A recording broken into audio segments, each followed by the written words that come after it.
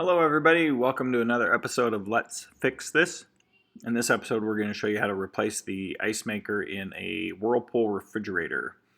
To gain access to the ice maker, it's inside the refrigerator compartment. Push the little lever up at the top and you'll pull out the ice bin. Once inside of there you'll need a little flathead screwdriver, little poker tool. You're going to put it in that little opening and push a little lever down, or a tab.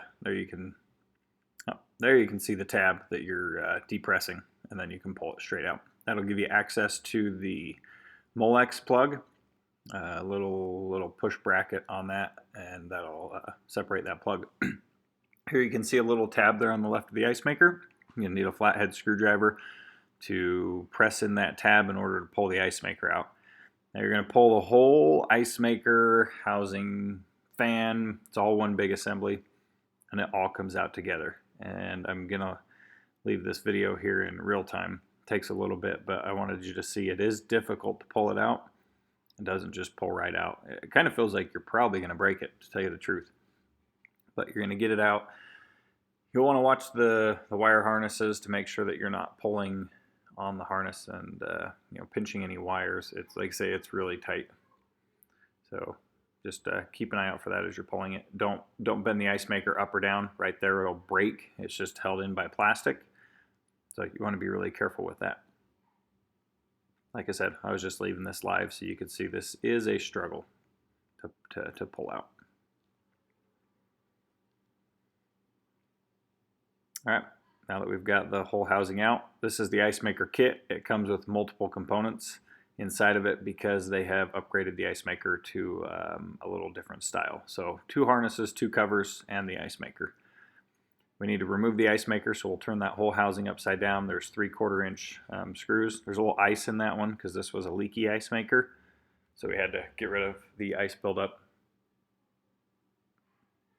before we could get the screw out. I just used a little poker tool. You could run some water on it to melt the ice. Most common issue with this ice maker is it keeps turning. It won't fill with water, just continually turns and turns and turns and turns. This one was leaking though.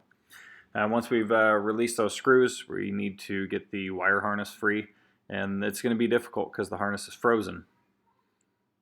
So just be careful not to break any of the tabs. We'll remove the inline fuse there on the ice maker, the plug right here, little Molex bracket, and then you can undo that.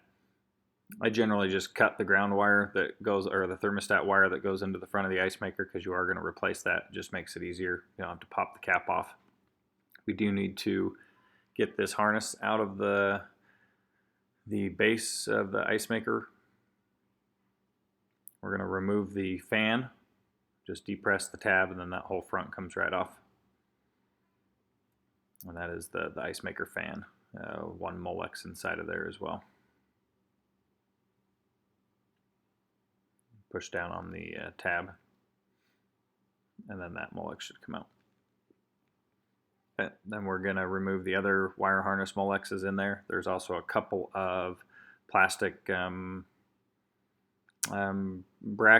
I don't know what you call them, but you have to get your needle nose and pinch them or cut them out. Then we're going to fish the wire harness through the housing because we will be getting rid of it and throwing it away. Remove the thermistor. He broke it there, as you can see. So you want to be careful in removing that. Then you got your auger motor wires that you're going to remove. First one came off really easy. This one's a bit of a struggle. You can get some needle nose or a flathead screwdriver or pull on them. The ground wire is tucked up in there really good, so I'll cut the wire and then splice it with the new harness. You can take out the motor if you want. Okay, so the original harness has this plastic thermistor on it. We need to find the harness with the plastic one. This has a little metal thermistor. So that is not the harness we'll be using. We can get rid of that. This one, there's our thermistor. So this is going to be the new harness. We're going to feed the ice maker end through the fan housing as shown, and then you'll push that base plug into place. We're going to go ahead and plug in they'll match up. They only can go to one place. I know it's not super descriptive, but There's a couple plugs in there that will plug into the female version of the plug. Go ahead and insert this base piece into the housing. Sorry, I don't know half this stuff is called. I know how to fix it, but I don't know what it's called. We're going to plug in the auger motor wires, the white and the pink.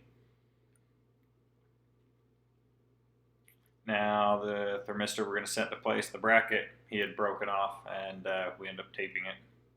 Or no, sorry, we did a zip tie to it to put it back into place. But here's the ground wire from the new one. I cut off the end of the original, not the original, the new wire harness, and then just use wire strippers to strip back.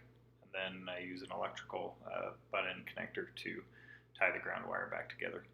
Like I say, you can remove the auger motor and go in and plug it in, but it's a lot more difficult.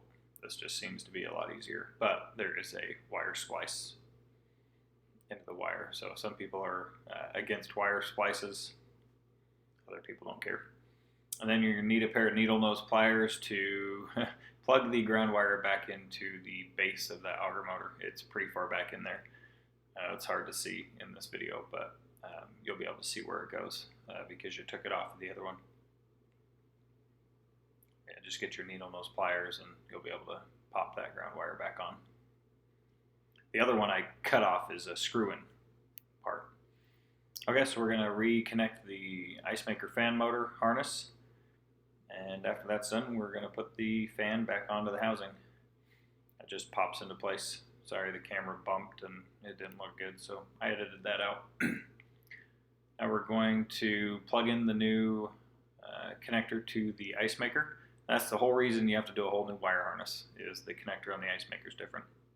I'm going to plug in the thermistor to the front of the icemaker. It goes into the H setting. We've got the line fuse. It's going to go back into the icemaker bracket. Same place as the other one that you had taken off. Then we're going to set the icemaker in place. It'll be a little difficult because that wire harness is new and it's not formed to the icemaker mold.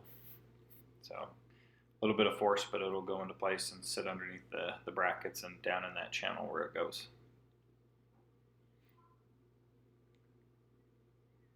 We're going to flip it over and put the 3/4 inch screws back into place that secure the icemaker to the base.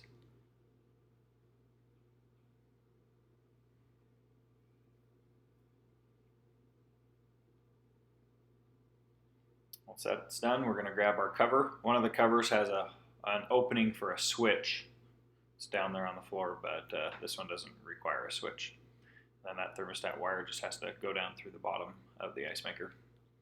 You'll snap the cover back on, and then it's ready to go back into place. I'm going to set the whole assembly up on there, making sure that you don't pinch any of the wires from either of the Molexes. And you're going to push it pretty hard until you hear it snap. The fill tube is coming out of the roof of the housing there, and so you actually have to push the icemaker past that fill tube, and the fill tube is going to bend and flex, so it is a little tough, but you'll hear it snap into place when it's in place. You can also grab it and try to pull it out to make sure it is locked into place. Go ahead and plug the icemaker harness back in. Then you're going to put the harness cover back on the wall and slide it forward. You'll hear it snap into place. I always grab and pull on it. Yep, see, it didn't lock in place. Retry again, and there it snapped into place. So icemaker's set to automatically advance if it's brand new from the box, so plug it in and you'll hear the icemaker fill with water and start to cycle through, and there you can see the bail arm dropped. So just make sure there's no leaks. All right, thanks for joining us. Don't forget to like and subscribe for weekly videos on how to fix your own appliances.